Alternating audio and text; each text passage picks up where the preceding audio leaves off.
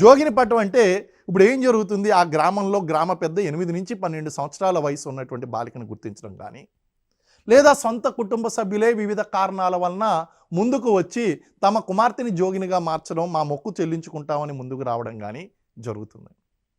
ఆ కార్యక్రమం జరిగినప్పుడు ముందుగా ఆ విషయాన్ని తెలియజేసేది ఎవరికి అంటే, ఆ గ్రామంలో ఆల్రెడీ సీనియర్గా ఉన్నటువంటి సీనియర్ జోగిని కానీ, లేదా అంతకుముందు జోగిని సాంప్రదాయంలో కొనసాగుతున్నటువంటి స్త్రీకి కానీ ఈ యొక్క జోగిని పట్టం కార్యక్రమం ప్రారంభించమని చెప్పి ఆదేశాలు జారీ చేస్తారు.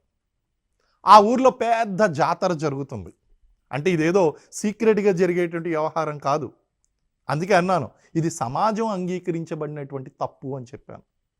సో ఆ ఊర్లో ఆ యొక్క జాతర జరుగుతుంది. గ్రామ దేవత అయినటువంటి ఎల్లమ్మ, మైసమ్మ, కట్ట మైసమ్మ, లేకపోతే లక్ష్మమ్మ, ఊరడమ్మ, ఇలాంటి గ్రామ దేవతలు ఎవరైతే ఉన్నారో ఈ గ్రామ దేవతలకు ఆ బాలిక అర్పించబడుతుంది. కొన్ని ప్రాంతాల్లో పురుష దేవతలకు కూడా ఈమె ఇచ్చి వివాహం చేయబడుతుందండి. వాళ్ళకి వేరే వేరే పేర్లు ఉన్నాయి.